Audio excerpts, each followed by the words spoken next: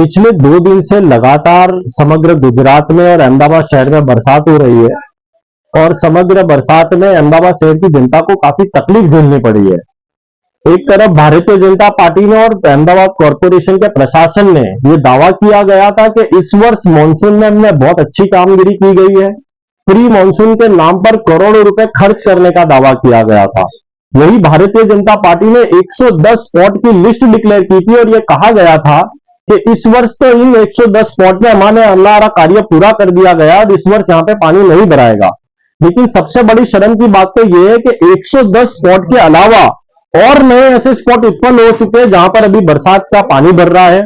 बरसात को रुके 4-4, 5-5 घंटे हो गए, लेकिन अभी भी जब बरसात का पानी ना निकलता हो तो ये अहमदाबाद म्युनिसिपल कॉर्पोरेशन के अधिकारियों की लापरवाही का नतीजा है। कहीं ना कहीं 2 दिन से लगातार बरसात हो रही है, लेकिन इतने बड़े आपदा के वजह से अहमदाबाद म्युनिसिपल कॉर्पोरेशन की जो मशीनरी है वो कहीं ना कहीं दिखाई नहीं दे रही है। सुपर सकर मशीनों, वरुण पंप हो या फायर डिपार्टमेंट के बड़े बड़े मशीन सिर्फ और सिर्फ दिखावे के लिए अपने ऑफिस पर रखे गए हैं, क्योंकि अहमदाबाद शहर की सेवा और सलामती की बात आती है तो ये मशीनरी सड़कों पर दिखाई नहीं देती। एक भी प्रेस अभी तक कॉर्पोरेशन के द्वारा की नहीं गई है। कांग्रेस पार्टी ये मांग करती है कि प्रेस कर अपनी लापरवाही को कबूल कर अहमदाबाद शहर की जनता के सामने आकर माफी मांगनी चाहिए कि हमने उनकी सलामती और सेवा के कार्य नहीं कर पाए। पिछले 19 साल से भारतीय जनता पार्टी अहमदाबाद कॉर्पोरेशन में शासन कर रही है, लेकिन इन शासन में अभी तक 60% यानी 60% स्टॉर्म वाटर लाइन अहमदाबाद शहर की सड़कों पर नहीं डाल पाई। सबसे बड़ी बात तो यह है कि जब स्टॉर्म वाटर लाइन ही नहीं होगी तो बरसाती पानी कहां से जाएगा। सबसे बड़ा सवाल तो कांग्रेस पार्टी ये उठा रही है कि पिछले 19 साल से जो कॉर्पोरेशन में भारतीय जनता पार्टी का शासन है वो बिल्कुल अनसक्सेसफुल और फेलियर साबित हुआ है, जिसका नतीजा बरसात के समय अहमदाबाद शहर की जनता देख रही है। कांग्रेस पक्ष का यह मानना है कि अहमदाबाद म्युनिसिपल कॉर्पोरेशन के अपनी रेस्क्यू टीम को उतारकर जो जनता जिनके घर में अपनी पानी भराया हुआ है उन पानी को खाली कर उनका जो घर है उनको बचाने के लिए कामगिरी करनी चाहिए।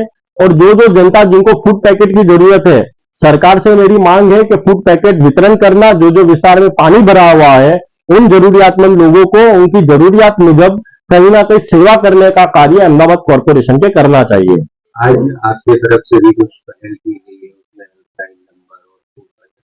कांग्रेस पक्ष द्वारा अहमदाबाद म्युनिसिपल कॉर्पोरेशन ने कल ही एक हेल्पलाइन नंबर डिक्लेयर किया था और राहुल जी के आह्वान पर मोहब्बत की दुकान के नाम पर अहमदाबाद कांग्रेस के कार्यकर्ता सड़क पर उतर रहे हैं और जहां जहां पर लोगों को फूड पैकेट की जरूरत है वहां पर खाना पहुंचाने का कार्य कर रहे हैं और जहां जहां पर पानी भराया हुआ है वहां पर रेस्क्यू टीम अपने जाकर लोगों की मदद करने का कार्य कांग्रेस पक्ष द्वारा किया जा रहा है।